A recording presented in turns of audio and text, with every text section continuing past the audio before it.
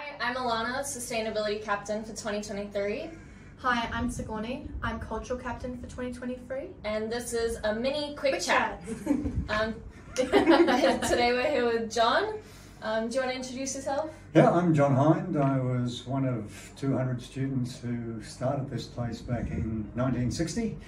We've all gone our different ways, but have maintained contact. And yeah, I come back here every Wednesday as a volunteer because it's fun, it's exhausting, and clearly there's a need for as much extra assistance as anybody can provide. What do you remember of the school song from 1960?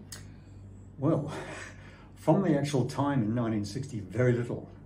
We didn't use the school song that much. It's certainly in our speech night brochures, so I presume we sang it then.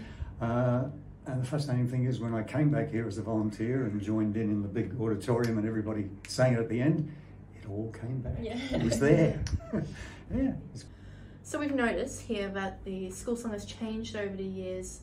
Can you explain what you think has changed? Yeah. Okay, so as you can see, there were originally 4 verses. I don't know if we ever sang all 4 verses either. Now it's down just to the 2 verses. Those 2 verses are substantially the same. The wording's been changed a bit to modernise it, but not much.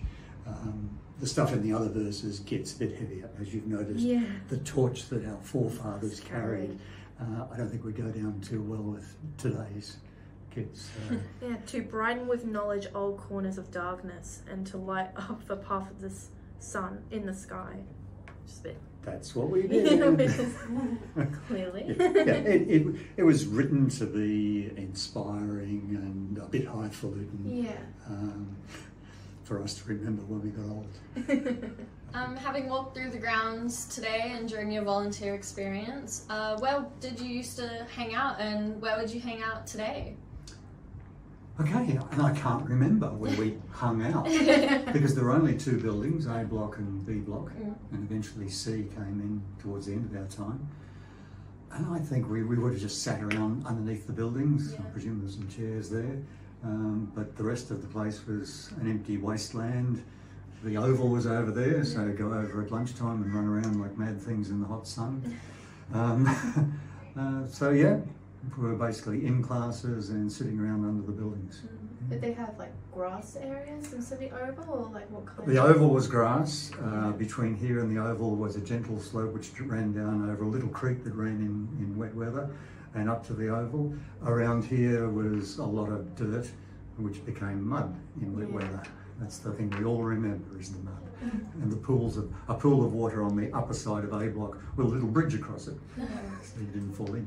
So it's a lot more underdeveloped. And oh yeah, well, it was literally the first year of the school.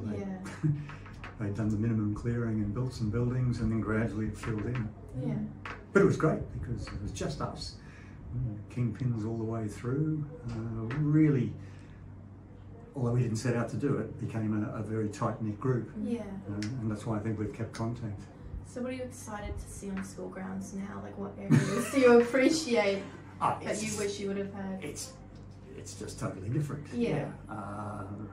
All the stuff.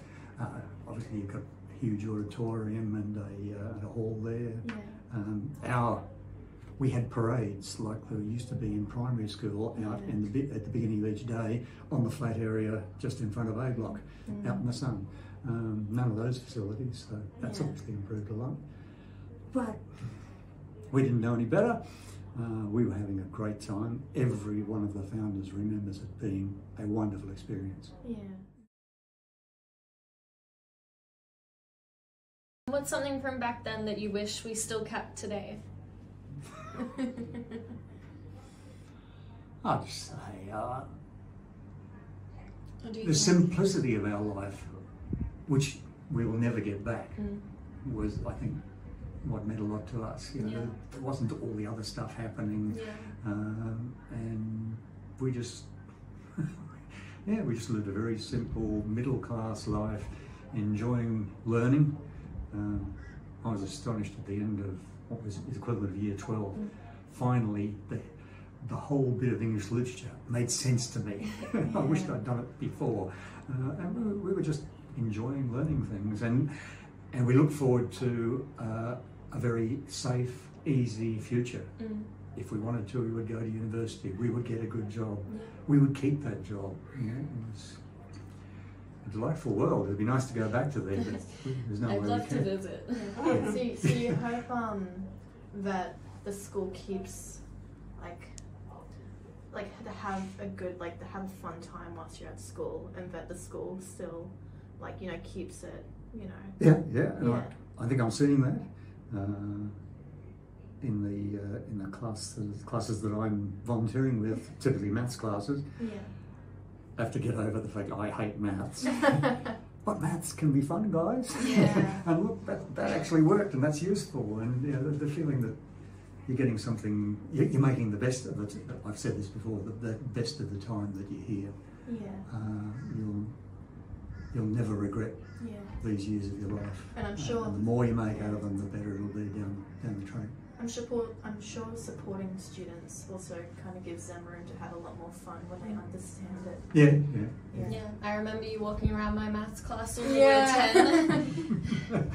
Made it and, very exciting for all of us. and when you see a light go on in somebody else's head, you think, yes. Yes, you helped me catch a lot of those formulas. Yeah, I remember last year when you came into our maths classroom, we were all kind of struggling with the same thing. We were all like, what does this mean? And then talking to the teacher, being like, is this right? Or It's not easy even for me. Year 12 maths is. I've got to make sure I keep up to speed. It's just maths, is it? It's brain training. It's making your brain do things and figure out how the world works. You could say that we taught a thing to you. Yes. I've had a career through university lecturing as well, and the old adage is that every time you sit down with somebody to try and sort out their problem, you learn something yourself is definitely true. And do you think Yeronga set you up well for your future? Yeah. All the founders agree on that. Yeah. We had a great time here, and that's why we have the thing called the Founders Award. We want to encourage today's students to have a great time as well. Yeah. Thank you to John for coming in to talk with us today. This has been a mini quick chat with Sigourney and Ellana.